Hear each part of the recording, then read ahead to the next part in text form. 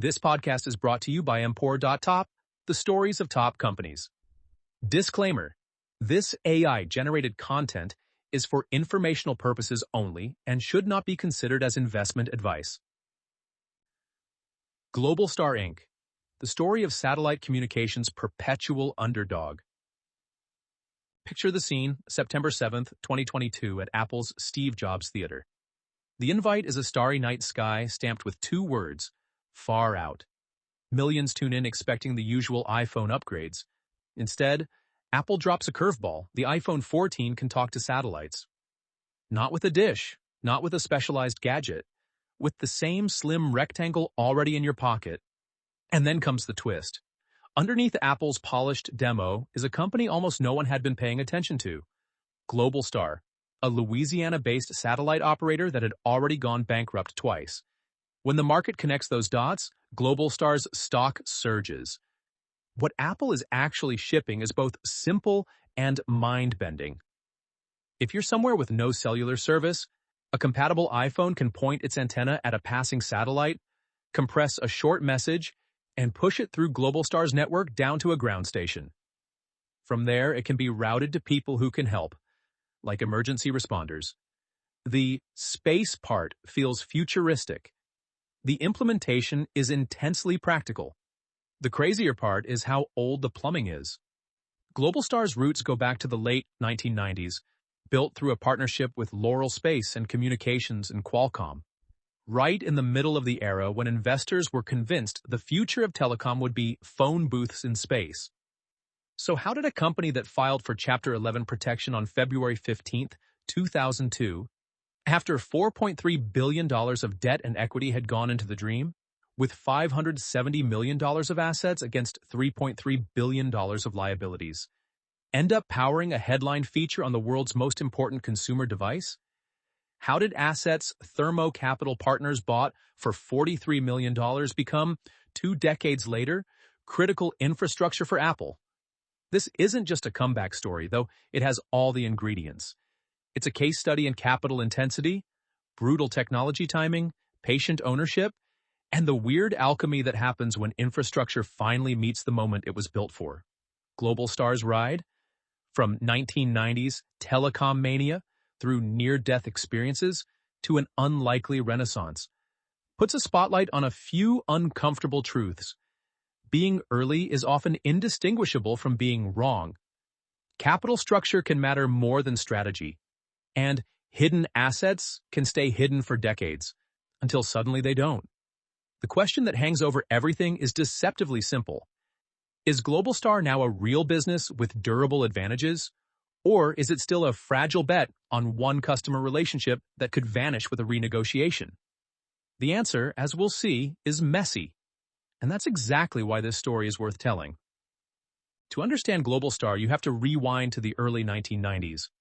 And to a very specific kind of telecom fever. The Berlin Wall had fallen. Defense budgets were shifting. Aerospace engineers who'd spent careers building Cold War hardware were suddenly looking for civilian-sized problems. Meanwhile, mobile phones were still expensive, bulky status symbols. Coverage was spotty, roaming was painful. For most of the planet, the idea that you could count on a signal everywhere was pure fantasy. So the pitch that took hold was almost irresistible. Skip the towers entirely, put the network in the sky. Build a constellation of satellites in low Earth orbit, and you could, in theory, sell phone service anywhere. A hiker in the Himalayas could call home. A ship in the Pacific could reach shore. Whole countries without modern telecom infrastructure could leapfrog straight to global connectivity. It was phone booths in space, and it sounded like the cleanest shortcut ever invented. Globalstar was born inside that moment. In 1991, Qualcomm teamed up with spacecraft manufacturer Loral to create a new LEO satellite system. The plan was to launch a 48-satellite constellation and sell capacity through local terrestrial service providers. The projected cost was $1.8 billion. Then, as these projects tend to do, it crept upward, eventually reaching $2.2 billion. A 1998 launch failure wiped out 12 satellites. Commercial service slipped to 2000, and by 2002, Globalstar was in bankruptcy protection. And Globalstar wasn't some lone moonshot. It was part of a broader space telecom land grab. Iridium, Odyssey, and Teledesic all came charging in with their own grand designs. In the end, all but Iridium scaled back or canceled their intended constellations under the weight of huge costs and a market that turned out to be far smaller than the hype. Even the survivors took brutal financial hits. The technical choices made early on mattered far more than most investors understood. Iridium built something uniquely complex: satellites that talk to each other in space, not just down to Earth and back up again. That inter-satellite connectivity is what allows Iridium to connect anywhere to anywhere else, even over oceans and poles. Globalstar went with a simpler, bent-pipe approach. Satellites that act more like mirrors, relaying signals down to ground stations without processing them in orbit.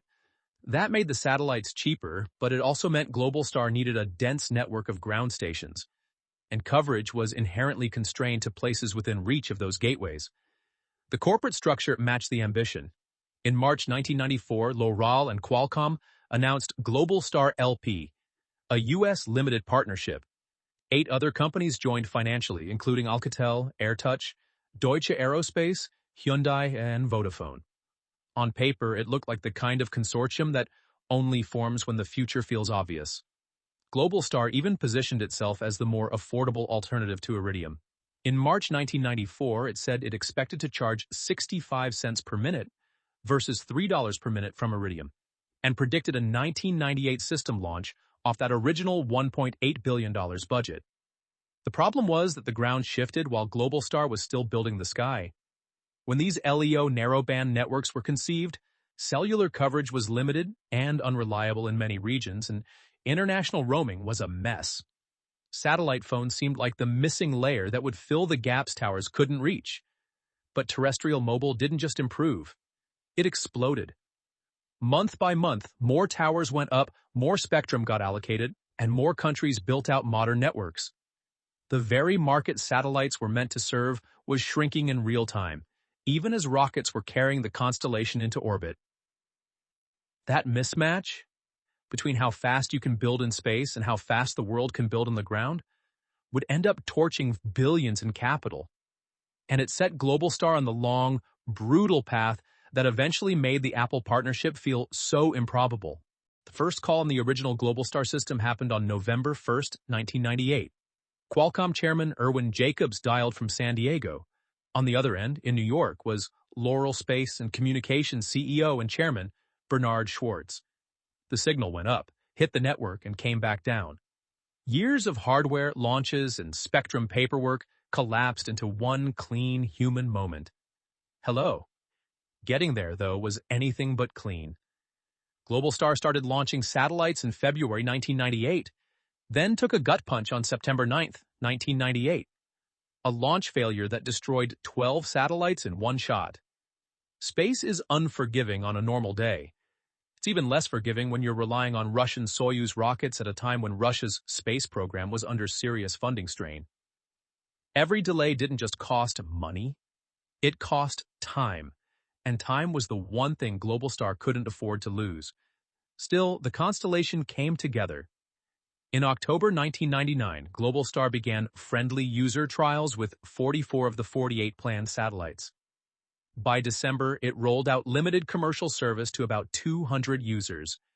In February 2000, it flipped the switch to full commercial service, 48 satellites operating plus spares, with coverage spanning North America, Europe, and Brazil. And here's the cruel part: the system worked. The problem was the price of making it work. Satellite calls started around $1.79 per minute. The handset was a luxury item too.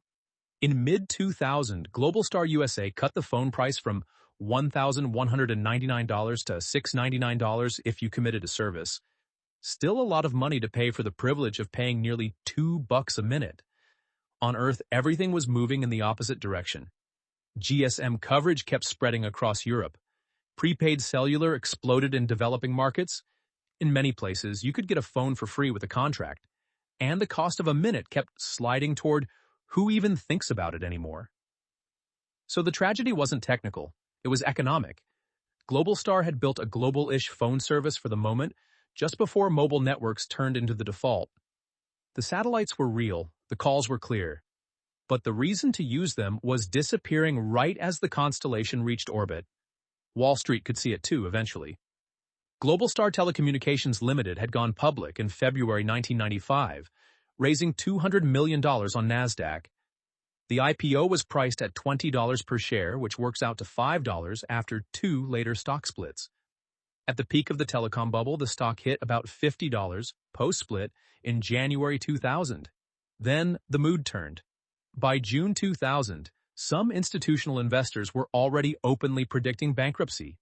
The shares slid under $1 and NASDAQ delisted Globalstar in June 2001. The broader telecom crash of 2001 finished what competition started. Globalstar had poured billions into fixed infrastructure for a market that, at consumer scale, never really arrived. The math was merciless.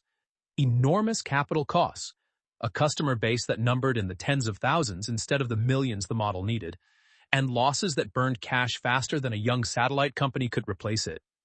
On February 15, 2002, Globalstar's predecessor company and 3 of its subsidiaries filed voluntary petitions under Chapter 11 of the U.S. Bankruptcy Code.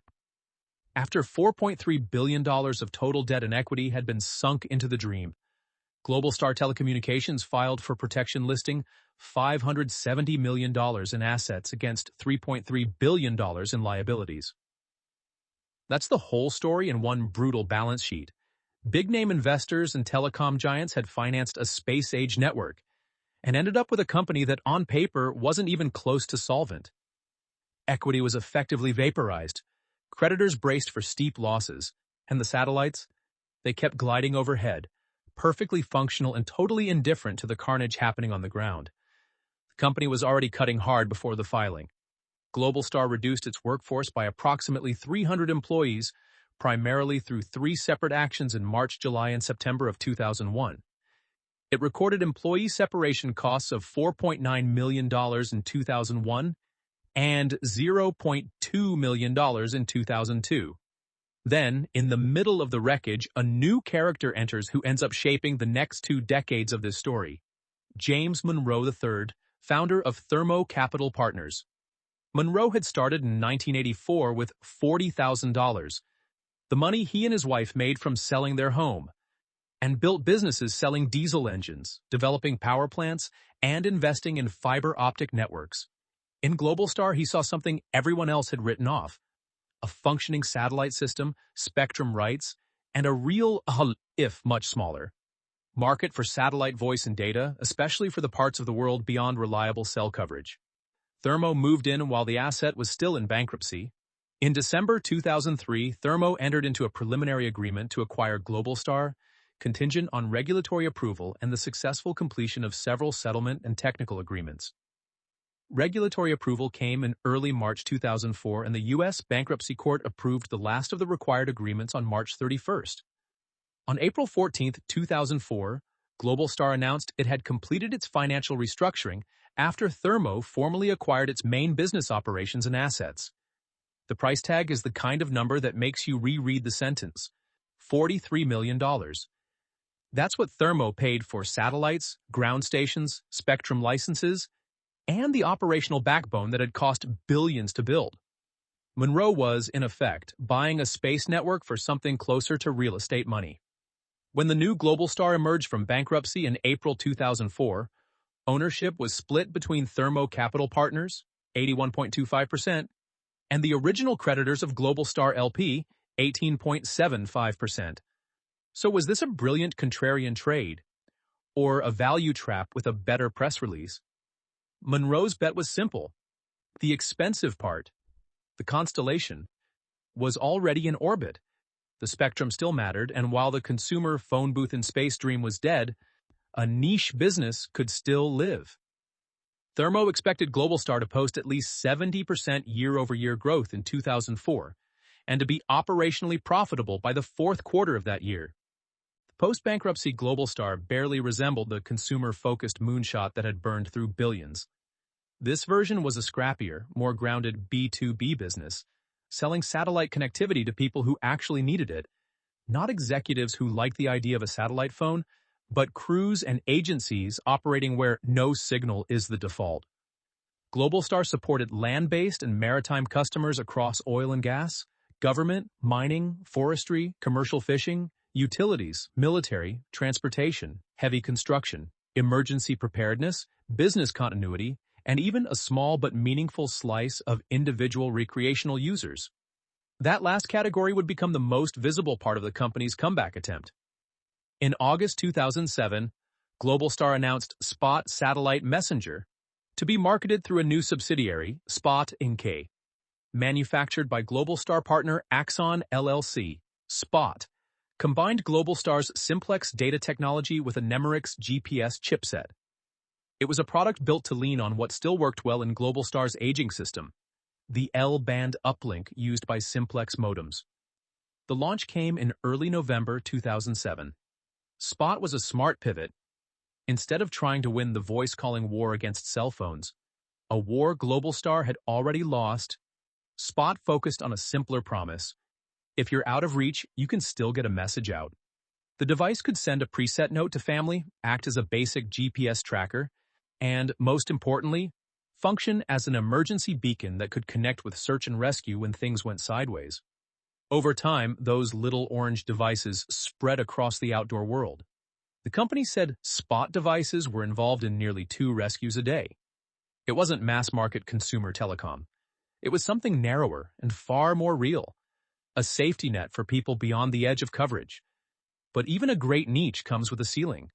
The emergency beacon and recreational market could help stabilize the business, yet it was never going to be big enough to effortlessly carry the cost of running a satellite network. Globalstar still faced the same hard physics and harder economics. It needed scale it didn't have, capital it couldn't easily raise, and looming over everything, a technology refresh it couldn't postpone. Because the clock in space never stops. The first-generation satellites had been designed for roughly a 7 to 8 year lifespan. By 2005, some began reaching the end of their operational lives, and in December 2005, Globalstar started moving certain satellites into a graveyard orbit above LEO. Then the more troubling news arrived. In an SEC filing dated January 30th, 2007, Globalstar warned that previously identified problems with the satellite's S-band amplifiers, critical for two-way communications, were occurring at a higher rate than expected, and could ultimately reduce two-way voice and duplex data service as soon as 2008. That's the kind of sentence that can kill a satellite company. You can't send a service technician to swap an amplifier in orbit, at least not in any way that makes business sense. When satellites fail, you replace them. And replacements don't come cheap. They require manufacturing, launches, and years of planning. For a company that had only just clawed its way out of bankruptcy, the question wasn't theoretical. It was existential. Where would Globalstar find the money to rebuild the very infrastructure it depended on? Globalstar's second-generation constellation wasn't just an engineering project. It was a financing problem so difficult it almost didn't matter whether the satellites could be built, because the company still had to find the money first. The need was straightforward and terrifying. Roughly $1.2 billion to build and launch 24 new satellites. That's an enormous bill for a business with modest revenue, a damaged reputation, and little access to traditional capital markets. In December 2006, Globalstar awarded Alcatel Alenia Space, later known as Thales Alenia Space, a contract worth about 661 million euros to construct the 24 second-generation satellites. The new birds were designed for a 15-year lifespan, nearly double the first generation's design life, which mattered because Globalstar couldn't afford to repeat this scramble every 7 or 8 years. The company later described the Thales contract at about 671 million euros, which it pegged at the time to $871 million. There was even a potential price reduction of 28 million euros if all satellites were delivered by late 2010. But manufacturing was only half the problem. Add launch and insurance, estimated at about $10 million per satellite, and the total bill climbed to roughly $1.3 billion. So how do you fund a billion-dollar rebuild when your credit history includes Chapter 11? Monroe and his team went looking for a structure that didn't require Globalstar to be a normal, bankable borrower. The breakthrough came in France. With help from Thales and a group of French banks, Globalstar secured an export credit facility backed by Coface, a private French company that provides export credit finance as agent for the French government, including state guarantees. The facility provided a state guarantee for 95% of a syndicate of bank loans totaling €452,781,326. Negotiations with COAS, the French Ministry of Finance, and the banks ran through the fall of 2008 and into the first half of 2009, and the facility became a cornerstone of the entire plan. It was funded, and an initial drawdown was made by Thales on July 1, 2009. Later that month, in July 2009, Globalstar announced it had secured complete financing for the second-generation constellation and signed an amendment to the initial contract to set updated production conditions. In plain terms, the French government effectively backstopped a large portion of the manufacturing cost. France had its own incentive. Thales Alenia Space was French-Italian, the satellites would be built in France, and the arrangement supported French aerospace jobs. For Globalstar, that blend of industrial policy and export finance wasn't politics. It was oxygen.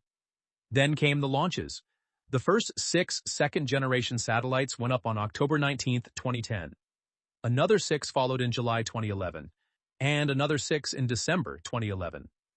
On February 6, 2013, the final 6 launched, completing the 24-satellite deployment. That last launch used a Soyuz 2-to-1 rocket, continuing a steady cadence. 6 satellites at a time, lifted from Kazakhstan's Baikonur Cosmodrome. Each spacecraft weighed roughly 700 kilograms at launch and was 3-axis stabilized. It was old-world space infrastructure, Soviet-era hardware, and a historic launch site, commercialized to keep a struggling American satellite operator alive. But even as the constellation came together, the deal almost blew up back on the ground. A dispute with Thales over contract terms escalated into arbitration. The panel ruled against Globalstar, finding the previous contract was no longer in force, and said Globalstar owed Thales Alenia Space €53 million, about $69 million, in contract termination fees. The ruling set off a 30-day clock. Pay or risk Thales stopping work on 6 nearly completed satellites. Globalstar warned that if that happened, it would be forced to consider strategic alternatives, including filing for Chapter 11 protection. Again, a second bankruptcy loomed close enough to touch. Once again, it came down to negotiation under pressure, and Thermo's willingness to inject more capital. The company was trying to thread a needle in a windstorm, clinging to one urgent belief. If it could just get the next satellites up, the network could stabilize. A successful Globalstar, they said, could be only 6 new satellites away. With the second-generation constellation finally in place, Globalstar at least had the one thing no scrappy turnaround can fake: real infrastructure in orbit. The problem was that a satellite network isn't a business by itself, it's a machine that needs demand. The consumer dream was still gone. Iridium was marching toward its own next-gen refresh. On the ground, the world kept getting better, cheaper connectivity, especially for the kinds of basic tracking and monitoring Globalstar had leaned on. In the years before Apple, Globalstar looked less like a growth story and more like a company stuck maintaining expensive hardware while the market slowly drifted away. The stock reflected that reality. It languished. For anyone on the outside looking in, there was no obvious catalyst. Revenue stayed essentially flat. Profitability remained out of reach. And debt kept eating whatever operating cash flow the business could produce. But Globalstar did have something that didn't show up in subscriber counts: spectrum. The company held FCC-granted licenses in S-band and L-band, frequencies valuable not only for satellite communications, but potentially for terrestrial use as well. The bet, especially from Monroe, was that spectrum could become the company's real ace card. Globalstar's spectrum alone could be worth $4.5 billion if the Federal Communications Commission approved a petition to open it for terrestrial purposes. If the FCC ruled in Globalstar's favor, Monroe believed a major cellular company might partner with Globalstar and license the bandwidth to help offload data from mobile networks straining under the weight of smartphones. That long-view thesis matched the person driving it.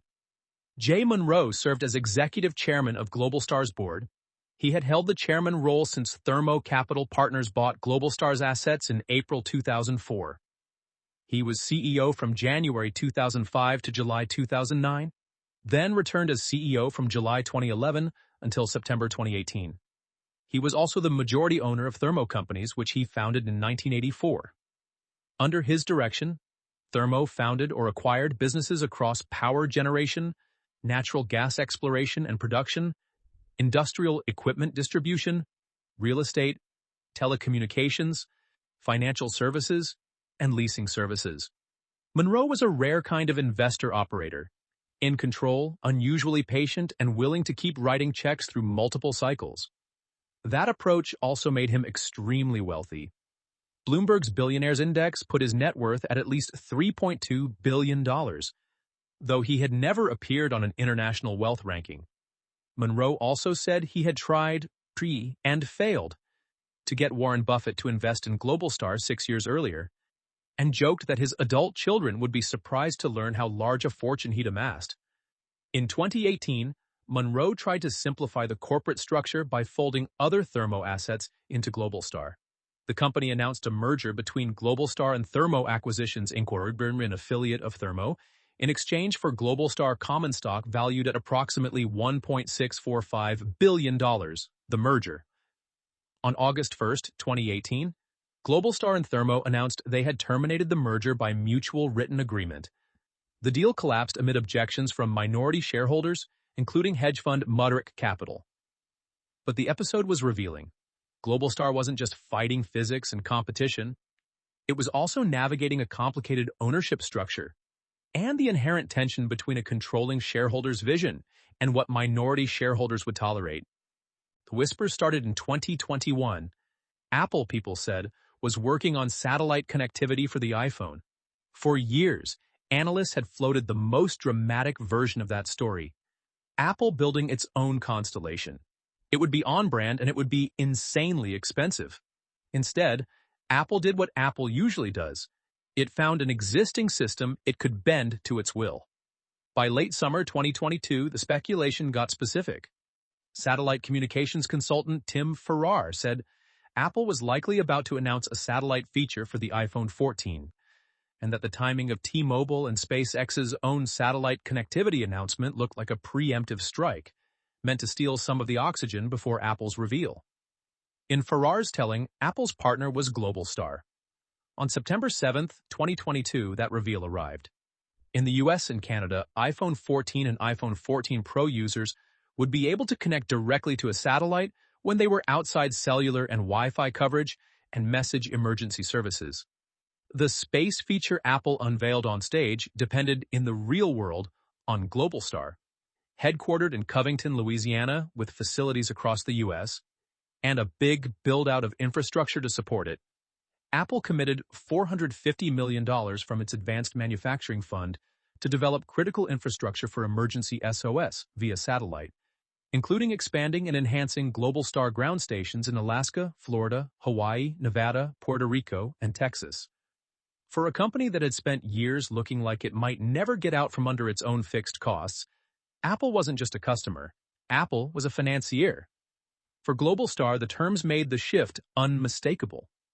In an SEC filing released during Apple's Far Out event, Globalstar said it planned to allocate 85% of its current and future network capacity to Apple for the service. That is not a partnership in the casual sense. That is a company reorienting around a single massive demand source. The system itself was a perfect marriage of Globalstar's legacy network and Apple's product obsession.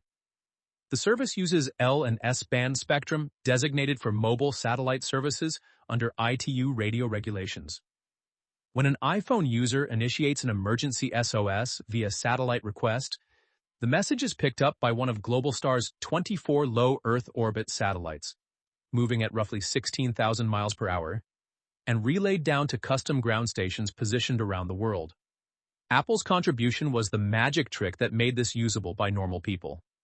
The company designed custom algorithms to compress text messages, custom antennas for the iPhone, and an interface that guides users to aim their phones at the right patch of sky. On the ground, the receiving side was upgraded too. Cobham Satcom in Concord, California engineered and manufactured new high-power antennas for the ground stations. Then, in November 2024, Apple expanded the relationship dramatically. Apple's deal with Globalstar included $1.1 billion in cash, $232 million earmarked to address Globalstar's existing debt, and a 20% equity stake. Apple committed about $1.5 billion to Globalstar to fund the expansion of iPhone services. Globalstar, which had been providing emergency connectivity for iPhone models 14, 15, and 16 since 2022, again said it would allocate 85% of its network capacity to Apple as part of the expanded deal. The math of Globalstar's survival had flipped. It now had guaranteed demand from the world's most valuable company, capital to invest in its network, and something it had rarely enjoyed in the public markets: validation. As one analyst put it, certainly this makes Globalstar a sustainable business on the satellite side. The real question is there any more than that?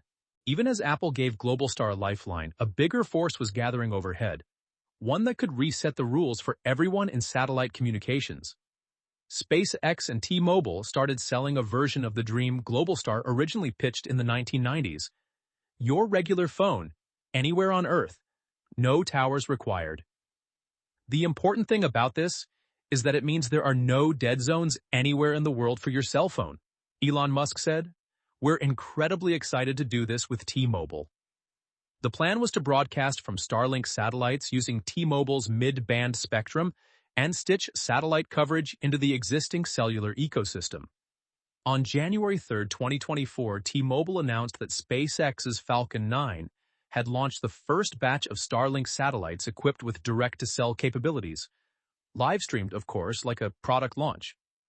T-Mobile branded the offering T-Satellite, saying it was powered by more than 650 Starlink direct-to-cell satellites and supported over 60 phone models. This was a fundamentally different approach from Apple and Globalstar.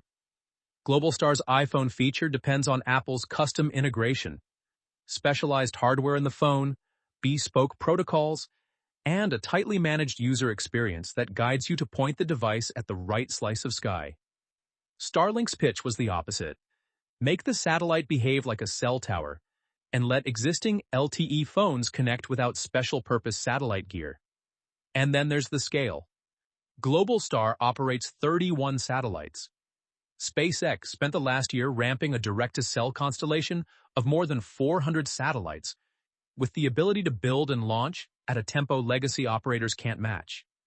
In satellite, cadence is strategy, and SpaceX's cadence is its moat. For Globalstar, that creates a new kind of vulnerability.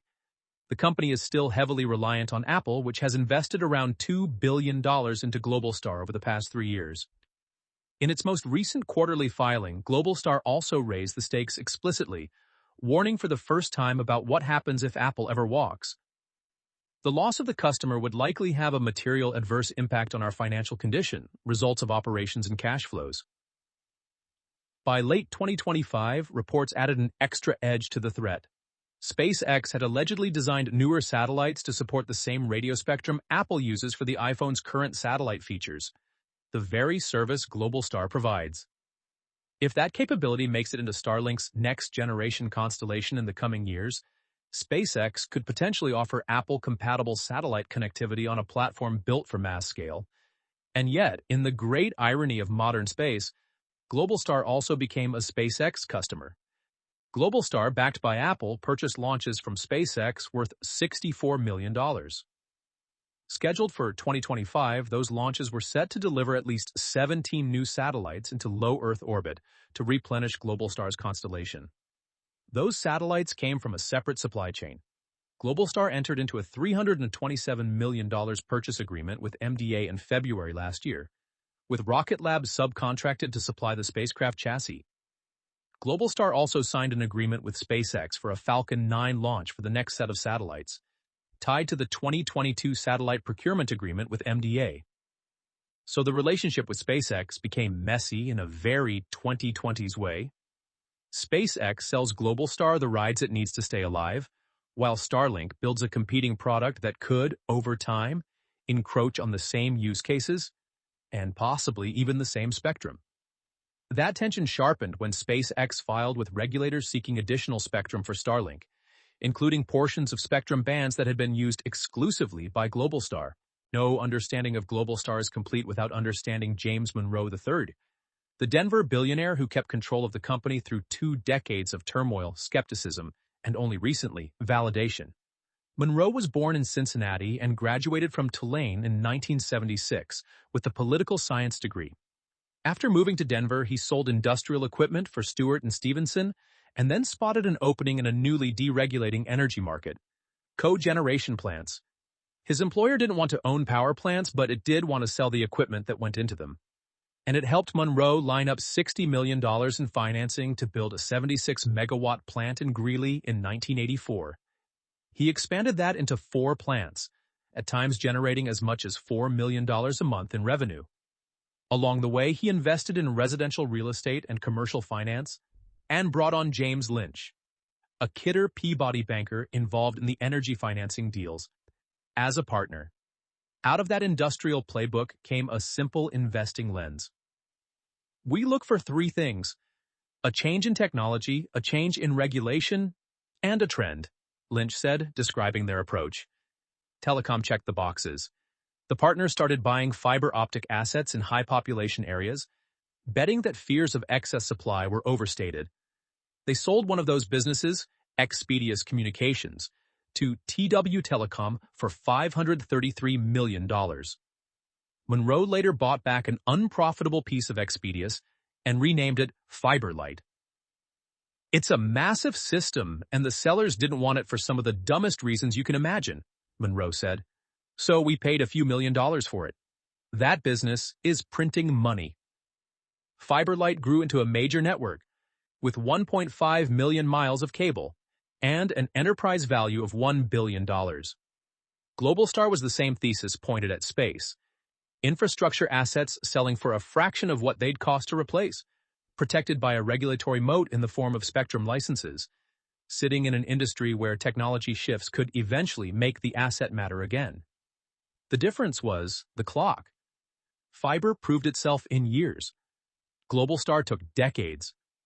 And Monroe didn't just hold on. He kept leaning in. In a recent SEC filing, Monroe disclosed that on December 13th, he purchased 500,000 shares of Globalstar's voting common stock at a volume-weighted average price of about $1.995 per share, for a total of $997,500. The purchase came after the stock had gained roughly 80% over the prior 6 months. For someone who has controlled the company for more than 20 years, continuing to buy in the open market is a very specific kind of statement. He still thinks the story isn't finished. To understand what Globalstar can and can't be, you have to understand the machine it's running in orbit, and the trade-offs baked into it from day one. Globalstar's satellites fly in low Earth orbit at around 1,414 kilometers up. That's close in space terms, especially compared to geostationary satellites, which sit way out at 35,786 kilometers. The payoff is latency. LEO systems avoid the noticeable half-second delay that geostationary users have learned to live with. But there's no free lunch. Being closer to Earth also means each satellite sees less of the planet at any moment. A geostationary satellite can cover about a third of the world. A single LEO satellite covers only a small slice. So LEO gives you responsiveness, but it forces you into constellations and careful choreography. Then there's Globalstar's biggest design decision. It's a bent pipe network. The satellites don't do much thinking up there. They act like relays, passing signals down to Earth without processing them in space. Iridium went the other way, building inter-satellite links and routing calls through space. That complexity is expensive, but it's what enables true global coverage, including over oceans and poles. Globalstar's approach is simpler and cheaper, but it comes with a constraint that never goes away. For two-way voice and duplex data, you don't just need a satellite overhead. You also need that satellite to be able to see a ground station it can connect to. No ground station in range, no connection. That makes truly global coverage problematic, if not impossible. Think Antarctica or the middle of the Atlantic. Once you understand that, a lot of Globalstar's history snaps into focus. Coverage isn't just about where the satellites go, it's about where the gateways are.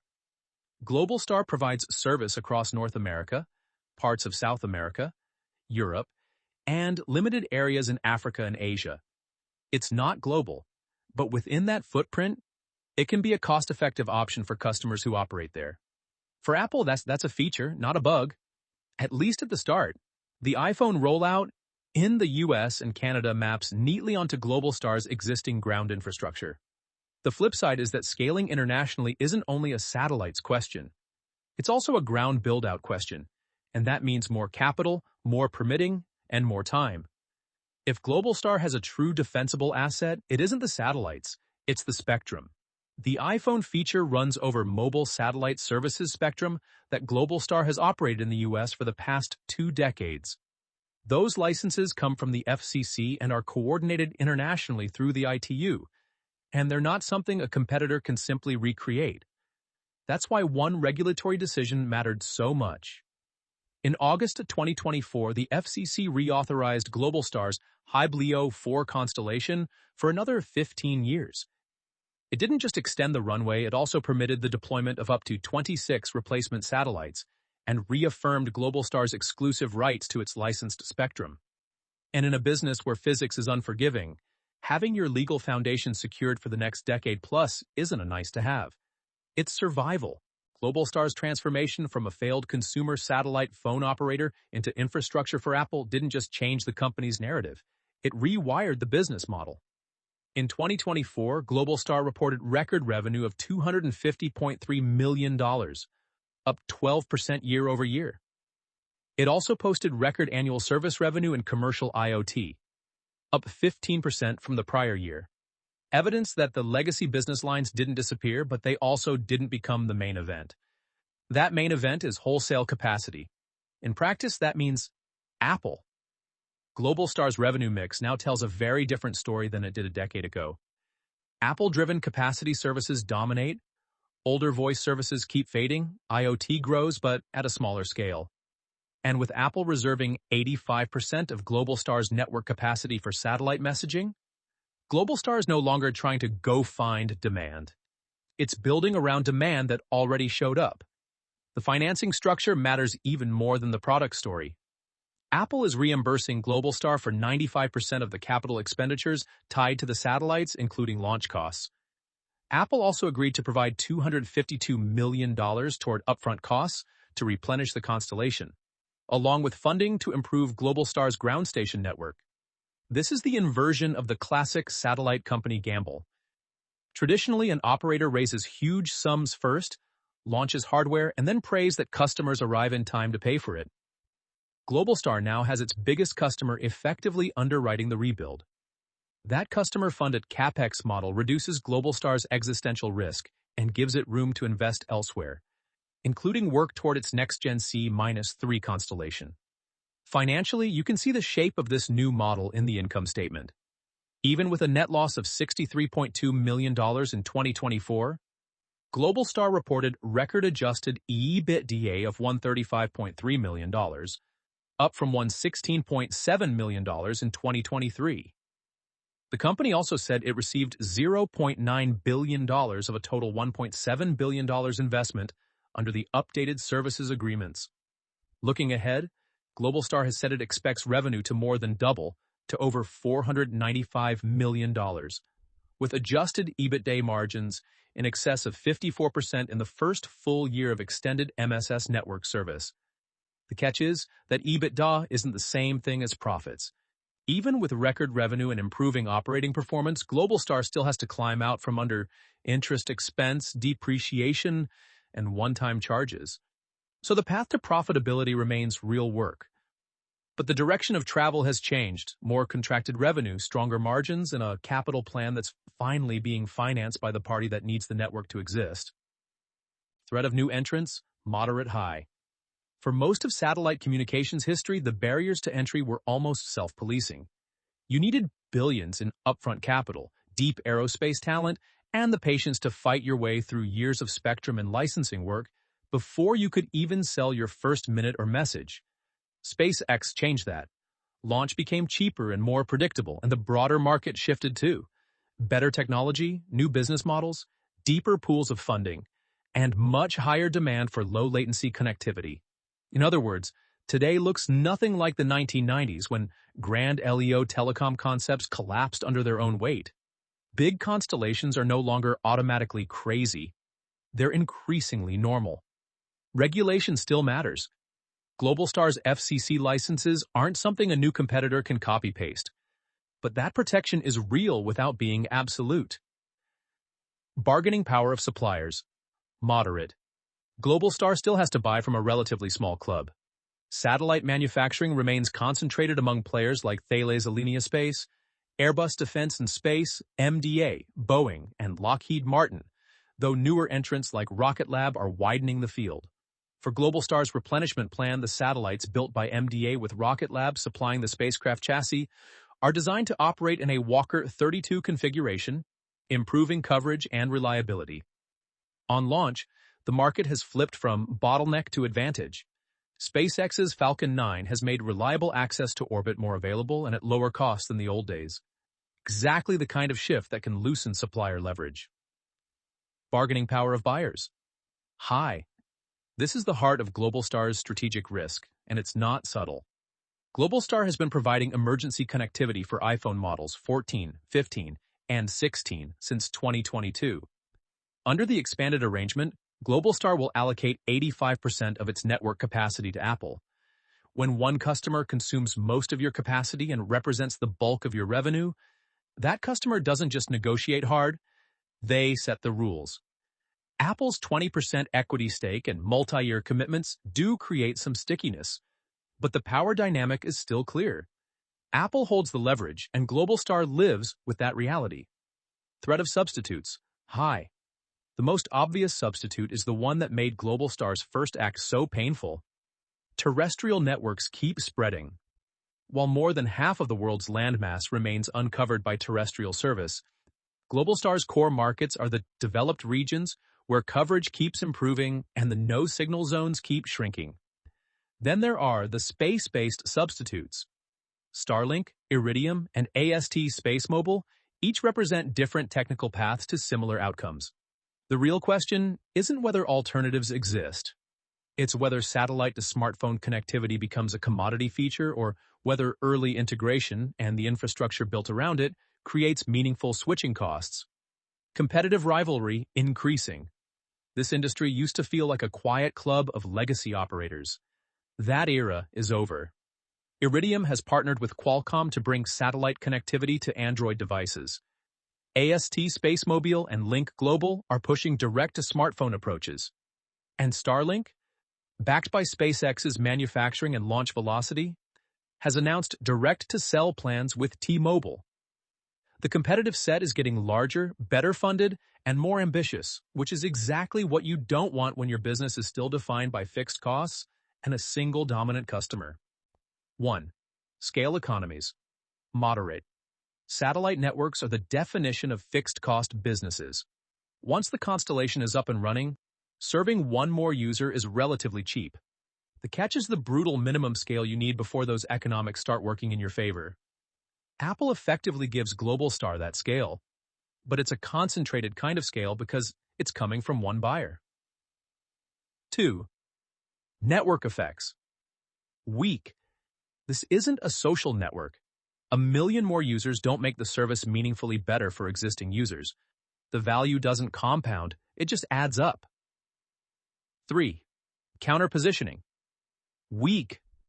Counter-positioning is when an incumbent can't respond to a challenger without wrecking its own business model. That's not really what's happening here. The more relevant asymmetry is that SpaceX can walk into Globalstar's world. With manufacturing and launch leverage, Globalstar simply can't match. And Globalstar can't catch up by copying SpaceX's cadence or Starlink's scale. 4. Switching costs, moderate high for Apple. Apple has put real effort and capital into making Globalstar work. Custom hardware choices in the phone, bespoke protocols, upgraded ground equipment. That creates switching costs that are real, not theoretical, but they're not permanent. Over a 3 to 5 year horizon, Apple could still decide to build a new relationship or a new solution if it thought the trade-offs were worth it. 5. Branding weak. Almost nobody knows Globalstar is involved. The customer-facing brand is Apple. Full stop. In Globalstar's legacy enterprise lines, customers aren't paying for a logo. They're paying for reliability. 6. Cornered resource, moderate high. This is the core of the whole thing. Globalstar's FCC-granted spectrum licenses are scarce, regulated, and difficult to replicate.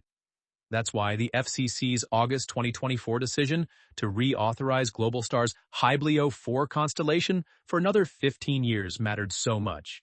It allowed up to 26 replacement satellites and reaffirmed Globalstar's exclusive rights to its licensed spectrum. And now there's a second cornered resource layered on top, the Apple partnership itself.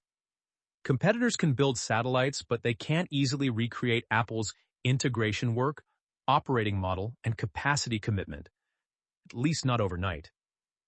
7. Process power. Moderate.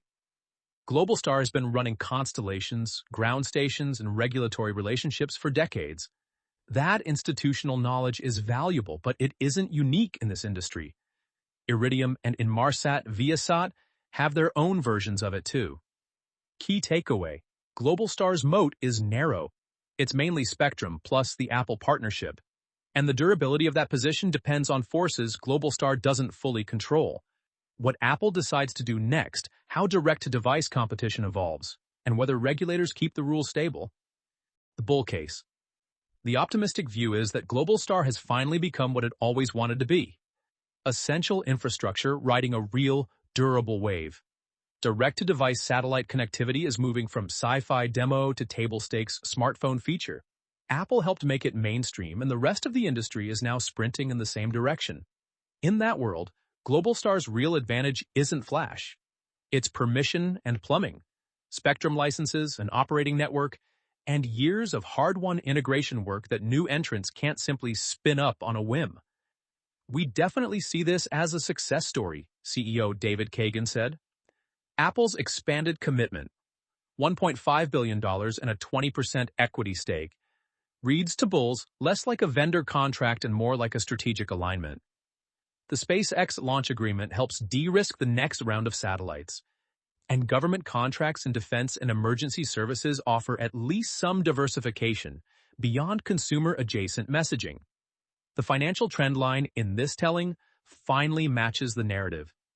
In Q3 2024, Globalstar reported revenue of $72.3 million, up to 25% year-over-year, driven by wholesale capacity, government contracts, and IoT solutions. Adjusted EBITDA reached $42.8 million, up 34%. Management raised 2024 revenue guidance to $250 million, and pointed to a targeted 54% EBITDA margin. Signals that this isn't just a one-quarter pop, but a business model that may actually scale. Bulls argue the stock still doesn't fully reflect what Globalstar now owns and has locked in: operating satellites, valuable spectrum, and contracted demand anchored by Apple. And hovering over everything is the most speculative upside. If satellite connectivity becomes a core iPhone pillar, an Apple acquisition at a premium starts to feel less like fan fiction and more like a plausible endgame. The bear case. The pessimistic view starts with the simplest problem in the whole story. Globalstar is still a one-customer company in disguise. Yes, Apple rescued the business, but the rescue came with a leash. Globalstar remains heavily dependent on Apple, which has invested around $2 billion into the company over the past 3 years. And Globalstar itself has now put the risk in writing. In its most recent quarterly earnings filing, it warned for the first time, the loss of the customer would likely have a material adverse impact on our financial condition, results of operations and cash flows. Bears also point out that improved operating metrics haven't yet translated into GAAP profitability.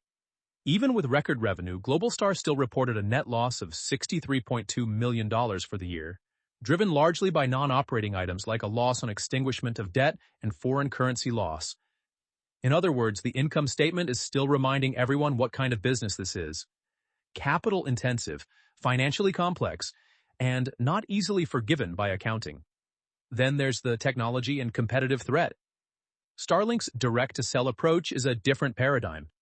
Make the satellite act like a cell tower, and it's being scaled by a company with unmatched manufacturing and launch velocity. SpaceX has also added support in newer satellite designs for the same radio spectrum Apple uses for the iPhone's current satellite features. If that carries through into Starlink's next-generation constellation, it raises an uncomfortable possibility. Starlink could eventually offer Apple-compatible satellite connectivity at a scale Globalstar can't match. And if Apple ever decides to diversify, or negotiate harder, or switch partners, the whole structure wobbles. Globalstar's history doesn't exactly reassure skeptics here. 2 bankruptcies are a loud reminder that, in this business, operational progress can still get overwhelmed by the combination of physics, capital costs, and timing. What to watch? For Globalstar, almost everything important flows through 2 questions. First, is wholesale capacity revenue actually compounding, or just stepping up because of one partner's launch schedule? Second, is customer concentration getting better or worse? In practice, that means watching wholesale capacity revenue growth alongside the customer concentration ratio. If the first rises while the second falls, Globalstar starts to look like a platform.